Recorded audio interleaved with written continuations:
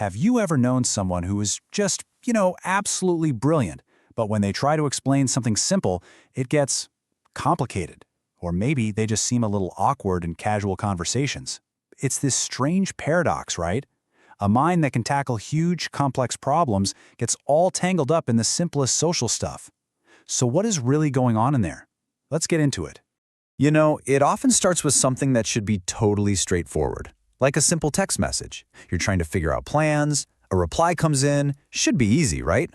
Well, for some people, this is exactly where the overthinking engine just roars to life. Take this message right here. Sounds good. 2 little words. For most of us, that's it, confirmation received, moving on. But for a highly analytical mind, this isn't an answer. Nope, it's a brand new puzzle that needs to be solved. And just like that, they're tumbling down this mental rabbit hole.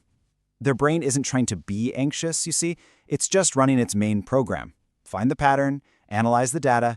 It's a total superpower when you're in a lab or a boardroom, but in a friendly chat, it can just create a whole lot of social static. There's actually a psychological term for this whole thing, asynchronous development.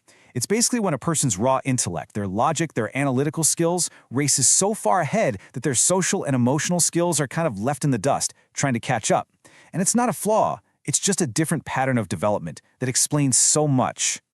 So what is the actual machinery inside the brain that's driving all of this?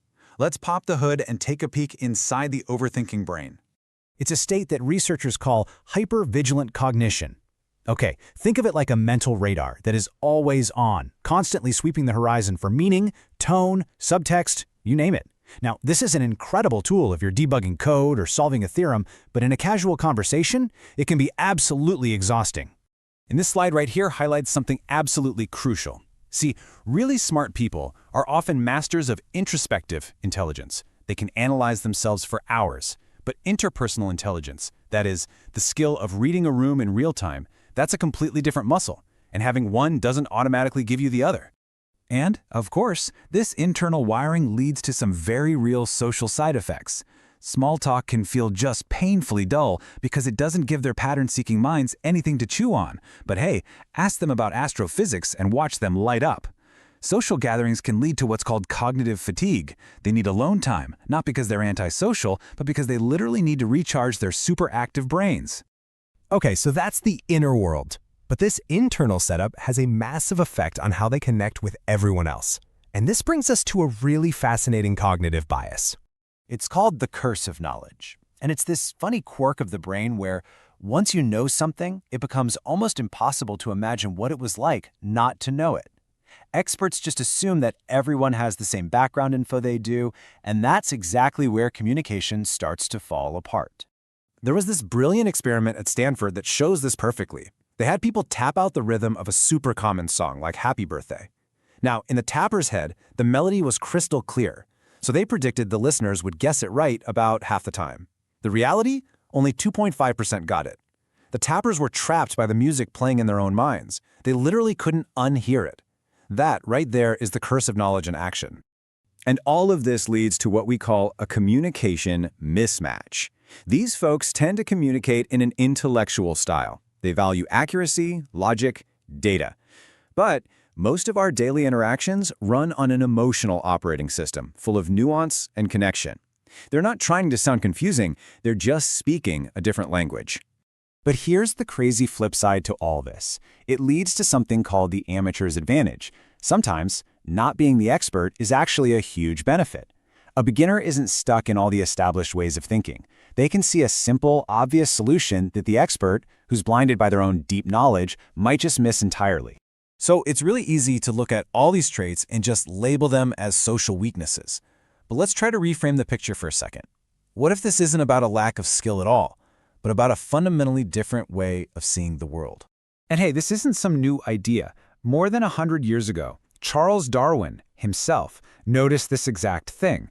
It's such a powerful insight, and it totally sets the stage for a really famous psychological effect.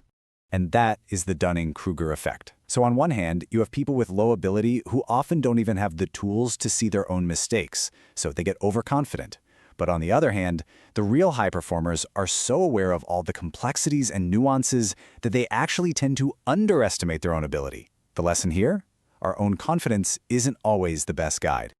Check out this chart. It lays it all out. For the low performers, see how their perceived ability is way up here, much higher than their actual ability down here. Now look at the high performers. It's the total opposite. Their skill level is high, but their confidence is more cautious, more humble. And this is the whole point. What we sometimes see as hesitation or a lack of confidence in a really smart person, a lot of the time it's actually just a deep, profound awareness of complexity.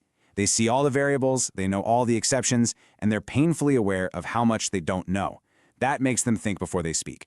So ultimately, we've got to stop seeing this as a defect. It's just different wiring. The same brain that ties itself in knots over a simple text message is the very same brain that can innovate, create, and solve some of the world's biggest problems. The social awkwardness is often just a mind that's tuned to a totally different frequency.